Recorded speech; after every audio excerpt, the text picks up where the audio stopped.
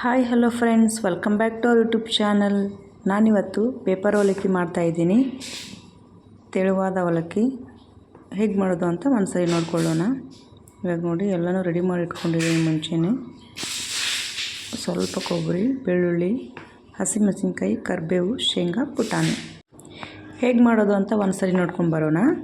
ಇವಾಗ ನೋಡಿ, ಒಂದು ದೊಡ್ಡ ಪಾತ್ರೆಗೆ ಪೇಪರ್ ಅವಲಕ್ಕಿ ಹಾಕಿ ಸ್ವಲ್ಪ ಆಯಿಲ್ ಹಾಕಿ ಎಣ್ಣೆಯಲ್ಲಿ ಚೆನ್ನಾಗಿ ಫ್ರೈ ಮಾಡ್ಕೋಬೇಕು.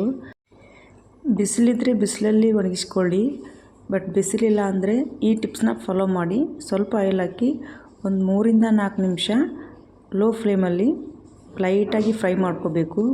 ಹುಷಾರು, ಇದು ಬೇಗನೆ ಸೀದೋಗೋ ಚಾನ್ಸಸ್ ಇರುತ್ತೆ. ಹಾಗಾಗಿ ಲೇಟ್ ಆದರೂ ಪರವಾಗಿಲ್ಲ, ಸ್ಲೋ ಫ್ಲೇಮ್ ಇಟ್ಕೊಂಡು ಲೈಟಾಗಿ ಫ್ರೈ ಮಾಡ್ಕೋಬೇಕು. ಇವಾಗ ನೋಡಿ ಚೆನ್ನಾಗಿ ಲೈಟಾಗಿ ಫ್ರೈ ಆಗಿದೆ. ಇವಾಗ ಇದನ್ನು ಒಂದು ಕಡೆ ಎತ್ತಿಟ್ಕೊಳ್ಳೋಣ. ಇವಾಗ ನೋಡಿ, ಒಂದು ಪಾತ್ರೆಗೆ 1 ಕಪ್ ಆಗೋಷ್ಟು ಅಡುಗೆ ಎಣ್ಣೆ ಹಾಕ್ಕೊಳ್ಳೋಣ.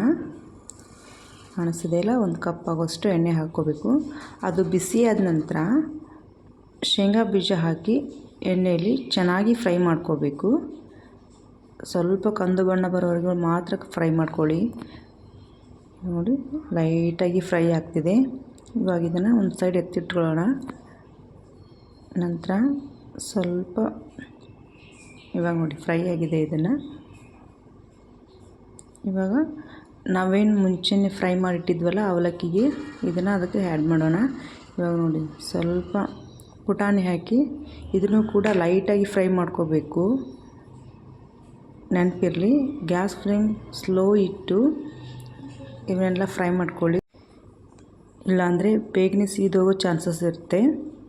ಇವಾಗ ಇದು ಕೂಡ ಎಣ್ಣೆಯಲ್ಲಿ ಫ್ರೈ ಆಗಿದೆ. ಇವಾಗ ಇದನ್ನು ಕೂಡ ಅವಲಕ್ಕಿ ಮೇಲೆ ಹಾಕ್ಕೊಳ್ಳೋಣ. ಇವಾಗ ನೋಡಿ, ಒಣ ಕೊಬ್ಬರಿನ ಲೈಟಾಗಿ ಫ್ರೈ ಮಾಡ್ಕೋಬೇಕು. ಸ್ವಲ್ಪ ಫ್ರೈ ಆದರೆ ಸಾಕು, ಇದು ಬೇಗನೆ ಸೀದೋಗೋ ಚಾನ್ಸಸ್ ಇರುತ್ತೆ. ನೋಡಿ, ಇದು ಕೂಡ ಲೈಟಾಗಿ ಫ್ರೈ ಮಾಡ್ಕೊಂಡಿದ್ದೀನಿ. ಇವಾಗ ಇದನ್ನು ಕೂಡ ಒಂದು ಪ್ಲೇಟ್ಗೆ ಎತ್ತಿಟ್ಕೊಂಡು ಇವಾಗ ಇದನ್ನು ಕೂಡ ಅದಕ್ಕೆ ಹಾಕ್ಕೊಳ್ಳೋಣ.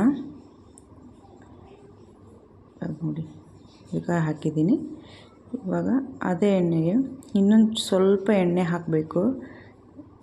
ಎಣ್ಣೆ ಹಾಕಿ ಒಗ್ಗರಣೆ ಹಾಕ್ಕೊಳ್ಳೋಣ. ಅದೇ ಆಯಿಲ್ಗೆ ಹಾಕಿದರೆ ಏನು ಪರವಾಗಿಲ್ಲ. ನೋಡಿ, ಸ್ವಲ್ಪ ಸಾಸಿವೆ, ಸ್ವಲ್ಪ ಜೀರಿಗೆ ಚಟಪಟ ಅಂತ ಸಿಡಿದ ನಂತರ ಸ್ವಲ್ಪ ಕರಿಬೇವು. ನೋಡಿ, ಕರಿಬೇವು ಎಣ್ಣೆಯಲ್ಲಿ ಸಿಡಿತಾ ಇದೆ. ಇವಾಗ ಗ್ಯಾಸ್ ಫ್ಲೇಮ್ ಸ್ಲೋ ಇಟ್ಟು ಒಂದು 5-6 ಹಸಿಮೆಣಸಿನ್ಕಾಯಿ ಎಣ್ಣೆಯಲ್ಲಿ ಚೆನ್ನಾಗಿ ಫ್ರೈ ಆಗಬೇಕು. ಹಸಿಮೆಣಸಿನ್ಕಾಯಿ ಕೂಡ ಹುಷಾರು, ಹಸಿಮೆಣಸಿನ್ಕಾಯಿನ ಹಾಗೆ ಹಾಕಿದರೆ ಸಿಡಿದೋಗೋ ಚಾನ್ಸಸ್ ಇರುತ್ತೆ. ಒಂದು ಮೆಣಸಿನ್ಕಾಯಲ್ಲಿ ಅರ್ಧ ಭಾಗ ಮಾಡಿ ಹಾಕಿ, ಆವಾಗ ಜಾಸ್ತಿ ಸಿಡಿಯಲ್ಲ ಎಣ್ಣೆಯಲ್ಲಿ. ಹಾಗಾಗಿ ಇವಾಗ ನೋಡಿ, ಬೆಳ್ಳುಳ್ಳಿನ ಹಾಕಿದ್ದೀನಿ. ಬೆಳ್ಳುಳ್ಳಿನೂ ಲೈಟಾಗಿ ಫ್ರೈ ಮಾಡ್ಕೋಬೇಕು. ಇವಾಗ ಸ್ವಲ್ಪ ಅರಿಶಿನ ಹಾಕಬೇಕು.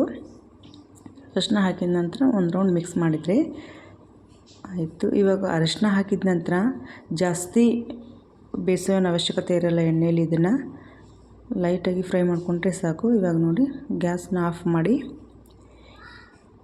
ಈ ಒಗ್ಗರಣೆನ ಈ ಅವಲಕ್ಕಿಗೆ ಹಾಕಿ, ಇವಾಗ ನೋಡಿ ಇದಕ್ಕೆ ರುಚಿಗೆ ತಕ್ಕಷ್ಟು ಉಪ್ಪು ಹಾಕ್ಕೊಳ್ಳೋಣ. ನಾನು ಕೈಯಿಂದನೇ ಹಾಕೋದು ಉಪ್ಪು, ಹಾಗಾಗಿ ನಂಗೆ ಮೆಜರ್ಮೆಂಟ್ ಕೂಡ ಕೈಯಿಂದನೇ ಸರಳ ಅನಿಸುತ್ತೆ. ನೀವು ಬೇಕಿದ್ರೆ ಸ್ಪೂನಿಂದ ಅಳತೆ ಮಾಡಿ ಹಾಕೋದಿದ್ರೆ ಹಾಕ್ಬೋದು. ಇವಾಗ ನೋಡಿ, ಚೆನ್ನಾಗಿ ಮಿಕ್ಸ್ ಮಾಡಿದ್ದೀನಿ. ಇವಾಗ ಇದಕ್ಕೆ ಸಕ್ಕರೆ ಪುಡಿ 1 ಚಮಚ ಅಥವಾ 1.5 ಚಮಚ ಹಾಕಿದರೆ ಸಾಕು, ಸಣ್ಣ ಸ್ಪೂನಿಂದ. ಇವಾಗ ನೋಡಿ, ಇದಕ್ಕೆ ಒಣ ಮೆಣಸಿನ್ಕಾಯನ್ನ ಸ್ವಲ್ಪ ಎಣ್ಣೆ ಹಾಕಿ ಫ್ರೈ ಮಾಡ್ಕೊಳ್ಳೋಣ. ಮುಂಚೆನೇ ಹಾಕಿದರೆ ಅದು ಸೀದೋಗೋ ಚಾನ್ಸಸ್ ಇರುತ್ತೆ. ಹಾಗಾಗಿ ನಾನು ಇದನ್ನು ಬೇರೆ ನಂತರ ಒಗ್ಗರಣೆ ಮಾಡ್ಕೊಂಡು ಲಾಸ್ಟ್ ಫೈನಲ್ ಹಾಕ್ತಿದ್ದೀನಿ, ಅಂದರೆ ಸ್ವಲ್ಪ ಕ್ರಂಚಿಯಾಗಿರುತ್ತೆ ಅಂತಂದು. ಇವಾಗ ನೋಡಿ, ಇದನ್ನೆಲ್ಲ ಹಾಕಿದ ನಂತರ ಸ್ವಲ್ಪ ಗರಂ ಮಸಾಲೆ, ಇದು ಮ್ಯಾಗಿ ಮಸಾಲೆ ಅಂತ ಸಿಗುತ್ತೆ, ಅದನ್ನು ಚೂರು ಆ್ಯಡ್ ಮಾಡಿ. ಟೇಸ್ಟ್ ತುಂಬಾ ಚೆನ್ನಾಗಿ ಬರುತ್ತೆ ಇದನ್ನು ಹಾಕಿದರೆ. ಬೇಕಿದ್ರೆ ನೀವೊಂದ್ಸರಿ ಟ್ರೈ ಮಾಡಿ. ಹೇಗಾಯಿತು ಅಂತ ಒಂದ್ಸರಿ ಕಮೆಂಟ್ ಮಾಡಿ. ಕಾಣಿಸ್ತಿದೆಯಲ್ಲ ಹೇಗಾಯಿತು ಅಂತ. ಸಿಂಪಲ್ ಈಸಿಯಾಗಿ ಮಕ್ಕಳಿಗೆ ಇವಾಗೆಲ್ಲ ಸ್ಕೂಲ್ ಸ್ಟಾರ್ಟ್ ಆಗಿದೆ. ಈವ್ನಿಂಗ್ ಬಂದ ತಕ್ಷಣ ಸ್ನ್ಯಾಕ್ಸ್ ಏನಾದರೂ ಇದ್ದರೆ ಮಕ್ಕಳಿಗೂ ಕೂಡ ಖುಷಿ ಪಡ್ತಾರೆ. ಹಾಗಾಗಿ ಮನೇಲಿ ಇದ್ಕೊಂಡು ಇದನ್ನೆಲ್ಲ ಮಾಡಿಟ್ರೆ ಮಕ್ಕಳು ಕೂಡ ಖುಷಿ ಪಟ್ಕೊಂಡು ತಿಂತಾರೆ. ಹಾಗಾಗಿ ನೀವು ಒಂದ್ಸರಿ ಮನೇಲಿ ಟ್ರೈ ಮಾಡಿ. ಈ ವಿಡಿಯೋ ನಿಮಗೆ ಇಷ್ಟ ಆದರೆ ಲೈಕ್ ಮಾಡಿ, ಶೇರ್ ಮಾಡಿ, ಕಮೆಂಟ್ ಮಾಡಿ, ಸಬ್ಸ್ಕ್ರೈಬ್ ಮಾಡ್ಕೊಳ್ಳಿ. Thank you for watching. Bye bye.